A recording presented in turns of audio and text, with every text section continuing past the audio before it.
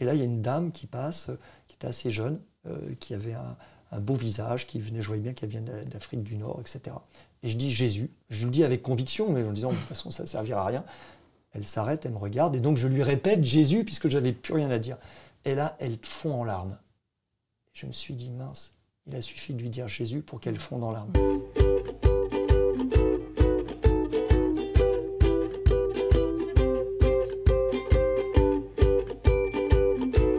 Bonjour Samuel. Bonjour Olivia.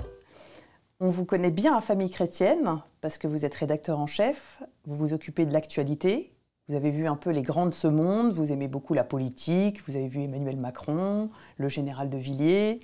Et ce qu'on connaît moins, et moi ce qui m'intéresse vraiment aujourd'hui, c'est de connaître le Samuel qui, depuis 25 ans, une fois par mois, prend une caisse en bois, d'après ce qu'on m'a dit, et va la déposer dans la rue pour faire de l'évangélisation de rue. Et qu'est-ce que vous dites sur cette caisse ? C'est tellement simple que j'ai un peu honte. Je parle de Dieu, mais de façon très simple, en disant que Dieu nous aime terriblement, et il nous aime au point de nous donner sa vie. Et les gens, quand vous dites ça, les gens vous écoutent ? Alors je ne dirais pas que tous les gens écoutent. Beaucoup de gens passent en fait indifférents, mais même les gens les plus indifférents sont quand même interloqués. Comment quelqu'un qui apparaît de loin assez normal, qui n'est pas sous l'effet de psychotropes, comment peut-il parler de Dieu en improvisant et en disant des choses apparemment si simples et étonnantes que non seulement Dieu existe, ce qui peut être important mais ne change pas tellement la vie des gens, ni d'ailleurs celle d'Emmanuel Macron, ni celle du général de Villiers d'ailleurs. En revanche, que Dieu existe et qu'il nous aime, là sincèrement je pense que les gens sont souvent interloqués. Ils ne comprennent pas, mais ils sont interloqués en disant « il est dingue ce mec ». Et ils vous posent des questions ? Comment vous faites pour les attirer ? Alors, quand ils posent des questions, ça c'est le meilleur scénario possible, c'est quand ils posent une question, mais ils n'en posent pas toujours. Ce qui est bien aussi, c'est des fois, il n'y a pas de questions, mais il y a des objections, en disant « oh non, on n'y croit pas, c'est pas vrai, et puis d'abord, ça ne peut pas marcher comme ça ». Par exemple, je me souviens d'une objection qui paraît maintenant un peu ancienne, mais en 25 ans, j'en ai eu quand même des centaines et des milliers, en disant « oh ben non, de toute façon, le Vatican est trop riche ». Et du coup, c'est pas facile de répondre parce qu'on se dit, nous on sait bien que le Vatican n'est pas si riche que ça. Il y a des richesses au Vatican, mais c'est pas la propriété personnelle, ni de Jean-Paul II, ni du pape François. Et du coup, je me souviens qu'un autre prédicateur que moi avait répondu à cette objection qui revient souvent. Il avait regardé dans les yeux la personne en disant « ah bon, le Vatican est trop riche ?» Et à l'époque, c'était Jean-Paul II, donc c'est vieux. Hein. Et si Jean-Paul II roulait en 2 chevaux, est-ce que vous croirez vraiment que Jésus est ressuscité d'entre les morts ? Excellent. Et le gars était estomaqué en disant en fait non, son problème c'était pas que Jean-Paul II était riche, c'est qu'il avait une difficulté à croire que cette chose incroyable que Jésus soit ressuscité d'entre les morts. Et là on le comprend évidemment. Et quand vous posez une question à laquelle vous ne savez pas répondre ? Alors j'ose pas le dire, mais en fait la plupart des questions qu'on me pose ou des objections, en fait je sais pas vraiment y répondre. Pourquoi ? Parce que je connais pas. C'est comme la conversation que nous avons ensemble.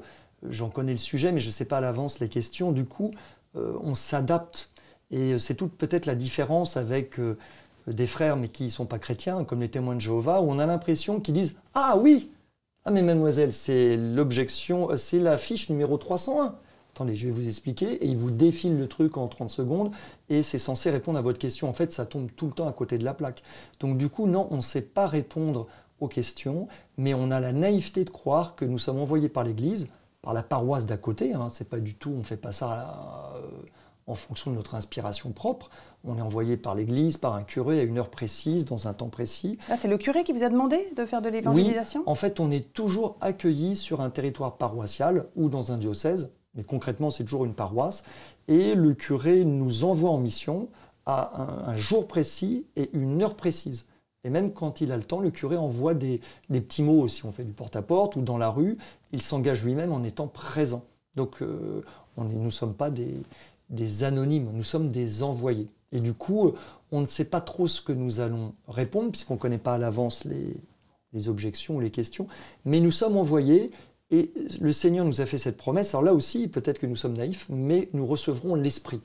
Donc c'est même écrit dans les évangiles noir sur blanc, il ne faut pas trop flipper si vous ne savez pas quoi répondre, l'Esprit vous sera donné. Et en fait, c'est ça la magnifique expérience de l'évangélisation de rue, c'est que nous ne savons pas, mais que nous arrivons souvent quand même à dire quelque chose. Donc ça veut dire que n'importe qui, même quelqu'un qui ne serait pas formé, peut faire de l'évangélisation de rue. Oui, et ça vraiment, Olivia, moi j'en suis profondément persuadé. Et souvent quand je dis ça, on dit bah non, en fait c'est une blague, c'est parce qu'il veut faire en fait le commercial pour son truc et il veut faire croire que tout le monde peut le faire. Et en fait, ma conviction, c'est plutôt la conviction inverse, c'est que personne n'est apte à faire de l'évangélisation de rue, ni même à monter sur une caisse. Pourquoi est-ce que je dis ça?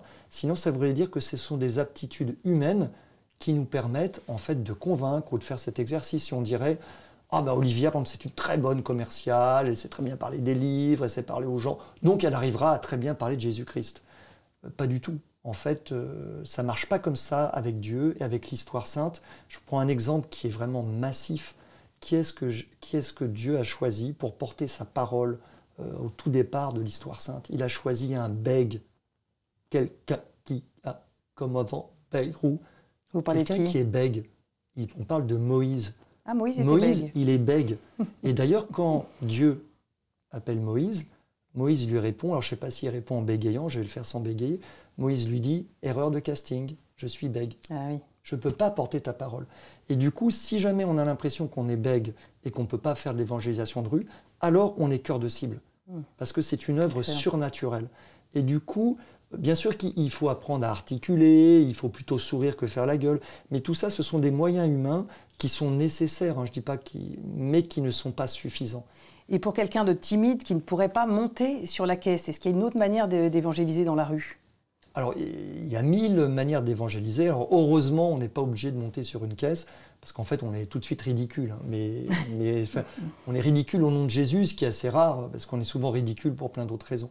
Mais bien sûr, il y a plein d'autres manières de faire. Par exemple, on est à une carême, on fait les choses comme beaucoup d'autres communautés. Nous sommes 2 par 2. Donc, généralement, on n'essaye pas de parler ensemble, parce que là, c'est la cacophonie, et surtout de ne pas contredire l'autre. Parce que là, et donc, il y en a toujours un qui prie en silence, tranquillement, pour notre interlocuteur. Donc si quelqu'un se disait « Oh, moi je ne peux même pas ouvrir la bouche, c'est trop dur, j'ai trop peur », est-ce que c'est trop difficile? Est-ce que vous avez trop peur de prier en silence par amour pour la personne à qui on parle, à cet inconnu, et de prier pour que son cœur s'ouvre? Est-ce que ça, c'est vraiment impossible à faire? Sincèrement, c'est quand même relativement accessible. Et la deuxième marche qui paraît difficile, c'est de dire bonjour. C'est quand même pas impossible de dire bonjour à un inconnu ou de lui sourire. Enfin, surtout si on est chrétien, normalement c'est aimez-vous les uns les autres. On est quand même capable de dire bonjour à un inconnu et de lui sourire. Oui, ça va. Mais après, le contenu? En fait, je vais vous dire franchement, Olivia, le plus dur, c'est de dire bonjour et de sourire. Le contenu, après, il vient très vite, parce qu'en l'occurrence, on commence généralement de la même façon. On dit bonjour, on essaye de sourire. On vient de la paroisse. Nous, c'est la paroisse Sainte-Anne, c'est la butte aux cailles. Les gens disent « Qu'est-ce que vous vendez ?» Alors on dit « Rien ». On va se dire « C'est complètement loupé votre truc ». Non, on voulait juste vous parler de Dieu, c'est vraiment formidable Dieu.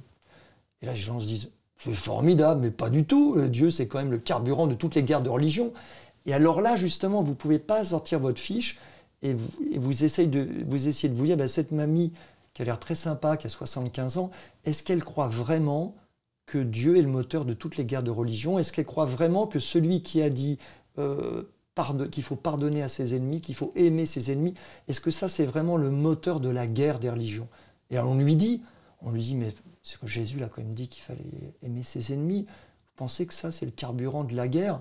Elle dira non, d'accord, mais quand même ceci, cela. Et puis après, je vous explique, on s'adapte, on fait au mieux comme les scouts, hein, on fait de notre mieux, quoi, les louveteaux. Parce qu'il n'y a pas de bonne réponse. Est-ce que ça marche quelquefois? Alors, je ne vous dirai pas que ça marche tout le temps, parce que sinon, on le saurait. Et puis, ça marche, c'est difficile à estimer, parce qu'en fait, comme c'est quelque chose d'intérieur, et que c'est Dieu qui tient les compteurs, nous, on n'a pas des lunettes pour voir l'action de la grâce.